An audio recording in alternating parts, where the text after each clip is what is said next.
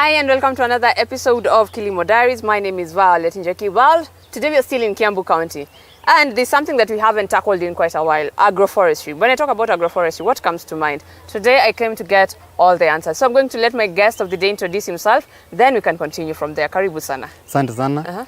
Hello, I'm Zakaria Munyugi, working for Effective IPM Association.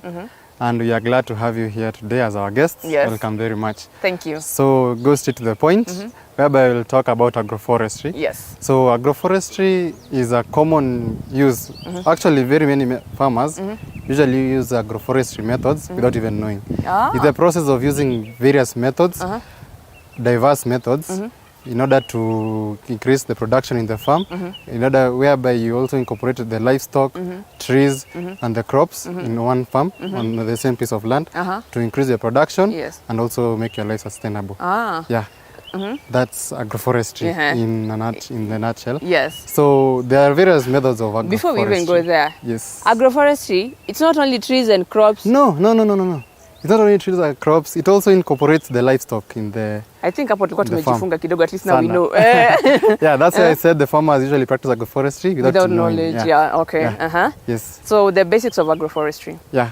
So in the basics of agroforestry, I'll talk about the systems that agroforestry usually has, whereby for the first system, we have the agropastoral system, whereby you combine the crops with the livestock. Okay. That's what many farmers usually use right now. Then you have the agro-silvicultural methods, whereby you combine trees and the crops. First, let me clarify. Yeah. Okay. Let me clarify. The difference between a tree and a crop is normally the hard stock. The trees have a hard stock, the crops usually have a soft stock. Hapo nimeguess but niko sawa. Yeah. So for example, a plant like a banana is usually a crop. But many usually think it's a tree. Wait, but kuna bananas, there are trees that look like bananas that don't have the fruit. But they don't have a hard stock. You're talking about the stalk, the stem. Yes, the stem, yes. Yeah. So the ones with the hard stock are the trees, the ones with the soft stock are the crops. Yes. So that's the difference between trees and the crops. Yes. Yeah. Okay. But they are both plants. Yes. Okay. Yeah. So we were the agro-silvicultural cultural methods. Yes. Whereby you combine the livestock and the trees in one farm. Then now we have the whole system where you combine all the plants. There we have the trees, the crops, and also the livestock in the same farm. Okay. Yes. So when it comes to agroforestry, are there types of trees that you can recommend that someone plants with the crops, or are there some that you limit yourself to say, no, this can't go well with the crops? Yeah. So in agroforestry, we usually promote diversity, one, and also usually look at the soil culture of the farm, and also usually look at the needs of the farmer. So if at all the farmer needs fruit trees, maybe we usually encourage them to plant a certain type of fruit tree, then combine them with the food crops. Yes. Like for example, one system of agroforestry is also the borderline planting, whereby you can plant the crops, the food crops at the center of the farm. Then along the border, you can plant these hard stock trees. Let's say, for example, the grevillea and the fruit trees also, the avocados, the mangoes, over the borders of the farm. That way, you usually use them also as windbreakers. They also hold the soil so that the soil cannot be eroded easily, and so that the farm also is nutrient sufficient for the crops at the center. Yeah. So for most of us, we think ni fence tunaweka. Apana. Saa zingine, yeah, that's why I said most farmers usually do agroforestry systems without even knowing. Yes. Because people think the grevillea in Kikuyu is known as mokema. Yeah, I know the mokema, the mokema. People use it as a fence. Yes. But it's also an agroforestry practice, whereby you plant it for the wind breaking and also for the wood and for the leaves. So the livestock usually feed on the leaves and also the holding of the soil to avoid erosion. Okay. Yes. So you've talked about also incorporating the fruit trees. So agroforestry, you do not limit yourself to the kawaida type of trees. Even fruit trees are an option. When you're dealing with agroforestry, we deal with all types of trees. The food trees are also trees. Yes. You see? Yes. Before we even make them food, Yes. in terms of the fruit, they are first of all trees. Yes. So them themselves usually contribute to the agroecological systems, whereby they usually deal with the carbon in the air. They still hold the farm soils to avoid erosion. So we usually promote more so the fruit trees. In our organization, we promote the fruit trees more so because of the food security in the country. Yes. Because when you plant the fruit trees, they'll give you food in the process, and they'll also promote the health of the farmers in the process. Okay. So when you're planting the trees, kawaida as farmers, we do something called intercropping, like you have different crops. Yes. When it comes to trees, can you plant the trees? We've talked about having them all around the farm, but can you plant them huko katikati? Is it allowed? The crops. The trees, are you allowed to plant them huko katikati in the crops, or you just use them as a round? Yes, you're allowed, as long as they are not too close together, so that each and every crop and every tree is nutrient sufficient in the farm. Yes. Because you might plant so many trees at one point, then they will make that soil nutrient deficient, and so when you come to plant your crops there, they won't have any nutrients to feed on. So the point is the spacing between the trees and also the demarcations of your farm. That's why we usually encourage the farmers, when you're planting, you first plan on how your farm will be, so that you may know that in this zone you'll have these types of crops, so these are the trees that will be sufficient for this type of crops. Yes. Because it will be so unfair. Let's say if you have planted the avocado trees, maybe, then the avocado trees usually grows to be a very tall huge tree. Yes. So it will not make sense to plant some crops such as maybe, let's say, beans or maize under the trees, because they will lack the sunlight, they lack the warmth that they require to produce to produce well. So for such cases, we usually use other types of trees. Like for example, if you want to intercrop with maize, beans, you can put the tree tomato, the ribena. It doesn't become a very big tree, so that in that case, they can grow together without hindering the other's production. Okay. Yes. And when you're starting out, you decide, let me do trees as well. How do you identify that as a farmer? This tree is good with these crops, and this is not good with these crops. Maybe let's plant it on another side. Do you have to go and learn all about the trees, or how do you understand that difference? So we encourage our farmers to have contact with an agricultural advisor, whereby they'll advise you with regards. Also, we also advise our farmers with regards to the climatic conditions of the place, because there are some trees that do well in some areas, and there are some trees that don't do well in some areas. Yes. So when you come to us, or when you go to an advisor, he or she will explain to you that maybe you want to plant these trees in Nairobi. Yes. Nairobi is normally cool. So planting a tree that needs the hot climatic conditions, it won't do very well like the ones that need the cool climatic conditions. Yes. So after being advised that way is when you can now be given the options of the tree that you can choose to plant or intercrop with your crops. Yes. Because you might really want to plant an apple tree. But now the apples do well in the cold areas. Okay. And maybe you're living in Makueni. Yes. Makueni is very hot. Very hot, yes. So you'll go buy your apple seedling, go plant it, but at the end of the day you won't get any produce. Yes. Now that will be a waste. Yes. But if you are advised well as a farmer, you'll be told that these are the type of crops that the type of trees that will do well in your farm. Then these ones are the ones that we advise you to plant for the maximum production and maximum benefits at the end of the day. Yes. When we were starting to talk about crops and trees, and animals and trees. Yes. Are there different types of trees that you can use when maybe if you have animals, these are kind of trees best suited because of how the animals are all around, and this is best suited when you're using with the crops? So for the animals and trees and the animals and crops, we normally advise them with regards to the type of animal that you have, and also the type of trees that you can give to that animal. Yes. As we know, the animals don't just feed on any crop or any plant. So with regards to the plant that you have and the needs that you usually have also, will also dictate the type of the trees that you plant and the type of, let's say, the livestock dictates the crop. Wow. Okay. Yeah, the livestock detect the crop because from the farmers' experiences, Yes. the livestock usually have more benefits than the trees and the crops. Okay. You see, so it will be so unfair you planting a whole farm of grevillea before even having the cattle to feed the leaves. Understand? Yes. So when you have the cattle, then you know now I'll need the grevillea to feed the cattle. So you first need to understand what animals am I bringing to my farm. Exactly. Wow. You can't bring rabbits, then you plant avocados. You see, you'll need the soft leaves crops to feed the rabbits. Yes. Yeah. So you need the livestock first, then the plant or the crop. The crops first is to keep in mind what will I feed these crops in the These long livestock. run. Yes. The livestock in the long run. Yeah. Wow. Okay, this is quite interesting. I've never done an episode on agroforestry, so today I'm learning quite a lot. So we are going to take a short break, but when we come back, we're going to understand when you talk about crops and animals being affected by pests and diseases, are the trees also going to be affected? We're going to take a short break, but we'll be right back with more.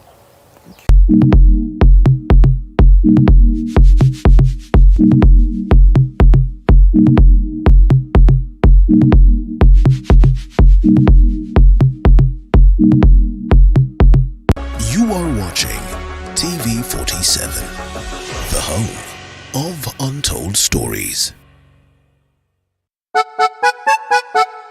Sonadol Extra imetengenezwa kwa njia spesheli kupambana haraka na maumivu ya kichwa, mwili na hata meno.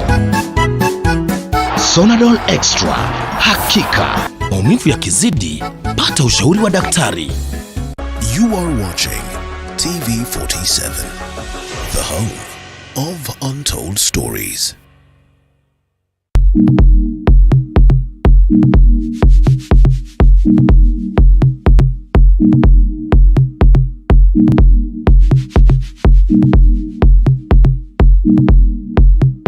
Hi and welcome back to KILIMO Diaries. For those who missed the first part, my name is Violet Njoki, still in Kiambu County, learning all about agroforestry. So we've been told that there are two types of agroforestry: growing trees with your livestock and growing trees with your crops. And the main thing that I've noted is that when you're doing trees and livestock, you have to understand, to put in mind first, if I bring in these trees, are they that can feed my livestock ama zitaenda kukaukia pale? Well, we are going to learn more as we continue. So before we talk, during the break, we were talking about trees and the crops and the animals being affected by diseases and pests. So if my animals or my crops are affected by pests and diseases, are my trees also going to be affected, and what options do I have to take care of that? Thank you. So in that regard, every living every living organism is affected by diseases. Yes. Every living organism has its own pests that to deal with. Yes. So in our organization, you normally call anything that hinders the maximum production of another organism as a pest. You as a human can be a pest to another plant. Yes. Maybe you're just waiting for the mango tree to just remove the small crops. You've already taken it. Na chumvi. Yeah. At the end of the day, the production of that tree will decline. Yes. So we normally advocate for the farmers first to understand the soil and the nature even surrounding the farm. Yes. Because some of the diseases that we have, even for the crops and the trees, are usually pathogenic, which come from the soil. You understand? Yes. So when we understand the type of soil that farmer has and the type of diseases that are already in the soil even before planting, then they can be able to combat those diseases. So by the time they are coming to plant, the soil will be okay for the plants. Yes. Therefore, preventing the plants from getting the disease while they are already grown. Yeah. For example, for the banana, Yes. is a disease called the cedar, the cigar, end cigar, whereby the banana usually looks like it's rotten at the end. Okay. That disease doesn't have any mitigation other than uprooting that banana tree. And that is uprooting the whole of it. Yeah, the banana crop, uprooting the whole of it, then waiting for that soil for 2 planting cycles for that disease to wear off. And planting cycle is how many months? Around 6. Yeah, 6 months. Yes. So that means a whole year. Yes. Without planting bananas on that piece of land because of that disease. Okay. Yeah. So there are different measures of mitigating the pests and diseases. One of the measures maybe is by the intercropping. The intercropping, when there are some pests that are normally attracted to other crops, Yes. therefore leaving other crops. For example, when you have the aphids, aphids is a very bad pest, especially in Kenya. It affects very many farmers. So, and it usually loves these soft-bodied plants. Yes. And it usually causes a havoc. Yes. So for us, we usually tell the farmers to intercrop. Maybe if you are planting the beans, you can also intercrop with onions, because the aphids are normally attracted to the onions. So that way, your beans will be safe, you get maximum production, and they won't be affected as much. But now for the onions, you haven't planted them as food, you have planted them as mitigation for the pests that will come to the crops that you are actually in need of. Yes. Yes. So for others, let's say for other livestock, let's say these bigger pests like livestock and all those, we usually advocate for other types of trees like the lemongrass. The livestock usually love lemongrass. So when the farmer plants lemongrass along the edges of the farm, if there are livestock coming into the farm, instead of getting into the farm, they'll feed on the lemongrass on the edge. Then they won't get into the farm. Okay. Yes. That is quite interesting. So I'm learning, the past 2 weeks I'm learning quite a lot, if I may say, closing the year with a bang. So when you talk about the trees, having your trees at your farm, there are hard trees that we use like for making furniture like the oak and mahogany. Are these advisable to use when you're intercropping, or is it advisable for that you only plant them as themselves? For trees, the hard stock trees, like to use your example, the mahogany, we normally advocate for them to be planted alone without intercropping them, because these trees are they're heavy feeders. Yes. So they might take up most of the nutrients in the soil. So the ones that you're planting, the crops that you're planting for food, either for food or for the commercial benefits, they will have less nutrients to feed on. So we normally advocate for those trees to be planted in an area all alone, whereby they will now have their own nutrients, they'll have their own piece of land to deal with, they'll have their own source of water, so they won't interfere with the production of the other crops. Okay. Yeah. So because of the heavy feeders. For example, although that's another point whereby the farmers should also get advice on the types of crops and the trees that they usually want to plant. Yes. Because for example, like for the napier grass, the napier grass, many farmers, especially those with cattle, like to plant the napier grass. Yes, yes. Because it's food One for the time cattle. food for the cattle, yeah. But now they fail to realize that napier grass is a very big, it's a heavy feeder. It normally eats a lot from the soil. Yes. So when you plant napier grass and maybe let's say beans or the maize, which you want to use for food, the beans or the maize will get malnourished,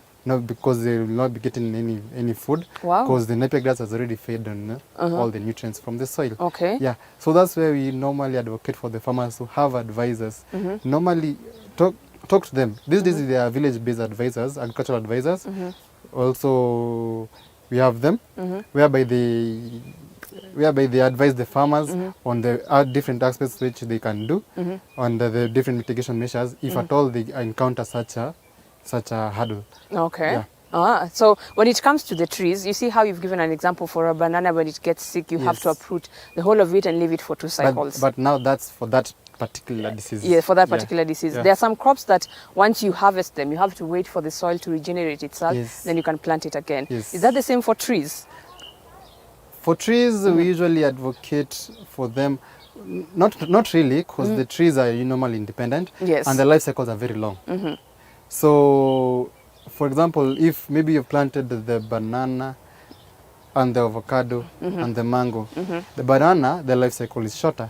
Yes. It goes for 2 years and it will be done. Yes. But the avocado, for you to first get your first produce, it will to stay for 3 years. Yes, 3 to 4 years, yes. So, and before that tree dies off, it will be 11 going to 20 years. Yes. So if you see that the tree is now the produce is now low, or is no longer giving you produce, you can just uproot it, then plant. It doesn't require you to wait for another planting cycle, unless now you want to change maybe the type of fruit, whereby you need to give the soil at least some maybe 1 cycle to regenerate the nutrients that are needed for that type of crop or for that type of a tree. Yes, but if it's the same tree, no problem. You can just go on planting every cycle and every cycle. And that's why in crops and food it's different from the trees. The trees, the life cycle is very long. Yes, yes. And therefore you have a lot of time, and the soil also has time to regenerate the nutrients. Yes. But for the crops, the life cycle is very short, so you need to do the intercropping for the nutrients not to be depleted. That's why normally the farmer is normally told, when you plant here maize this season, next season don't plant maize. Yes. Because maize and beans usually require maybe different nutrients Yes. to produce. So when you plant maize on one piece of land continuously, that particular nutrient will be depleted. Yes. Yet these beans don't use that nutrient. Yes. So in order to restore your soil, you can do the intercropping, Yes. so that the nutrients are restored into your soil. Yes. Yes. And you've talked about maybe if your tree has taken longer, maybe 6-7 years, you can uproot it and plant.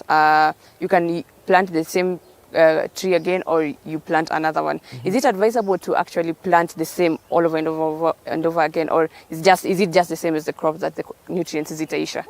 In agroforestry, we normally advocate for diversity. We normally like to tell our farmers, be diverse. Yes. Think about new types of trees, Yes. the new types of fruits that you might want in your farm.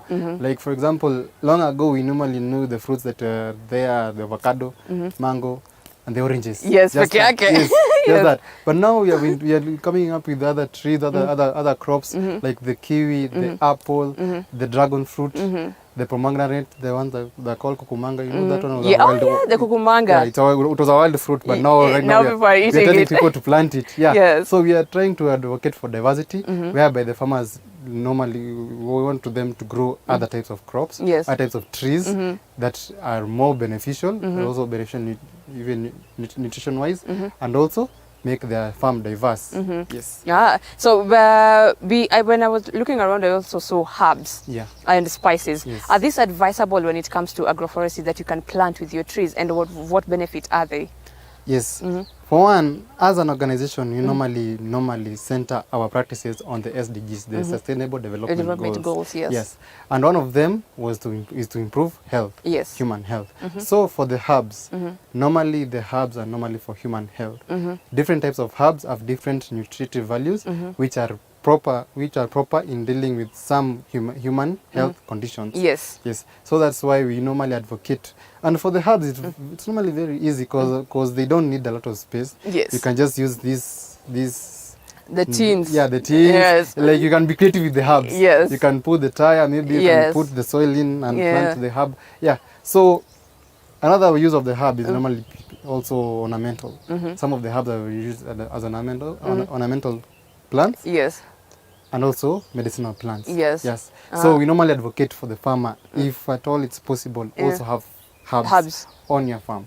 So that some of these conditions, instead of going to the chemist, instead of going to the pharmacy to get the drugs, you just use the plants there, which have the natural nutrients and the natural chemicals to combat the conditions that you may be having. And is it the same? Because I understand there are trees that are medicinal as well. Is it also advisable to plant these trees in your farms? Yes, yes. Right now you're going to what you're calling mitishamba. Yes. Yes. You're going to mitishamba, whereby you use the plants as medicine. Yes. Instead of going to the pharmacy, instead of going to the chemist. Yes. The corona case was a very good example. Yes. You see, people are used to using different types of medicine to cure flu. Yes. But now during the corona period, people went back to using lemons, to using ginger, garlic, to yes, using everything. rosemary. Yeah. Yes. Yeah. So that's what we're advocating for. We have a tree called the Prunus africanus. Or the African cherry.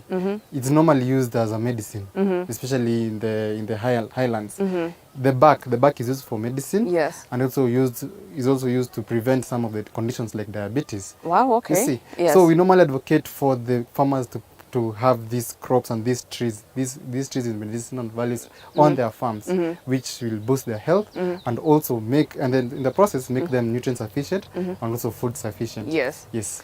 So as we wind up, what advice will you have for farmers on the purpose of adopting agroforestry? For the advice to the farmer concerning agroforestry, it's the best way to move because you'll incorporate different methods in your farm. You'll also have the different types of fruits in your farm. It will also increase the diversity in your farm, whereby you'll have food, you'll have fruits, you'll have the shade, You see? Yes. Yeah, like the trees also have the advantage of giving you shade in the Yes, farm. yes. You'll also have the soil will also be sufficient. It will also, the trees and the crops will also avoid the erosion of the soil, where the soil now will have the proper nutrients required for you to produce the food that you need. Yes. So to the farmers, agroforestry is the way to go. Plant the trees, plant the crops, and also incorporate the livestock, Yes. which are beneficial to you and your families. Yes. Yes. And what trees, after walking around, what trees do you have here, and how can a farmer get in touch with you to get to understand the purpose of agroforestry and what they can do to make sure they do the best there is? Yes. So our demonstration site is in Ngegu, Kiambu, just a few kilometers from Kiambu town, along Kanunga, along Kiambu Kanunga Road. And in that nursery, you'll get different types of trees and the herbs. For example, for the trees, you have the avocado tree, you have the macadamia tree, we have the oranges, the pixie, the gravelia, we also have the stevia, which is used for the sugar. Okay. We also have the kiwi for the fruits. We also have the dragon fruit. We also have some of them, which are the tree tomatoes, which usually have a shorter lifespan. You have the loquat, and also for the herbs. Yes. Now going to the herbs, we also have the rosemary, we have the thyme, we have the artemisia, we have the mints, different types of mints, we have different types of marjoram. So when the farmer or the client comes to this nursery, he or she will get a proper tour of our nursery, Yes. having all these plants, and also they'll have the leisure to choose whatever they want. Yeah. Yes. And we also have the propagation services, whereby if someone needs a certain type of crop or a certain type of plant, even in large farmers, we have a propagation unit there, whereby we propagate for the farmer or the client, no matter the number that they need. If it's 3,000, if it's 6,000, we'll propagate for them. Yes. Yeah, we'll propagate for them and give them a timely delivery. Yeah. Yeah. And so, getting in touch with you? yeah, getting in touch with me is through my number, maybe 0791 573 994. Okay. 0791 573 994. Okay. Yeah, that's my number. You can get in touch with me at any time Yes. of the day, at any day, so that we can talk about more about agroforestry. Okay. Yes. Thank you so much for your insights on agroforestry. At least today I've learned quite a lot, because Yes, I didn't you're know that nikitengeneza tu fence could be also practicing agroforestry Exactly. work. I know hata ukujua hivyo. The trees that you have around your fence, that's agroforestry. Yes. With your crops, with your animals, that's agroforestry.